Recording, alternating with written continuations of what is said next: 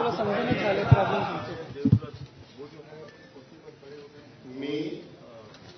मी सुनेत्रा अजित पवार गांभीर्यपूर्वक प्रतिज्ञा करते की कायद्याद्वारे स्थापित झाले आहे अशा भारताच्या संविधानाबद्दल मी खरी श्रद्धा व निष्ठा बाळगीन. मी भारताची सार्वभौमता व एकात्मता उन्नत राखीन. मी महाराष्ट्र राज्याची उपमुख्यमंत्री म्हणून माझी कामे निष्ठापूर्वक व सद्विवेक बुद्धीने पार पाडेन आणि संविधान व कायदा यानुसार सर्व तऱ्हेच्या लोकांना मी गांभीर्यपणे व निपक्षपातीपणे तसेच कोणाच्याही विषयी ममत्वभाव किंवा आकस न बाळगता न्याय वागणूक देईन.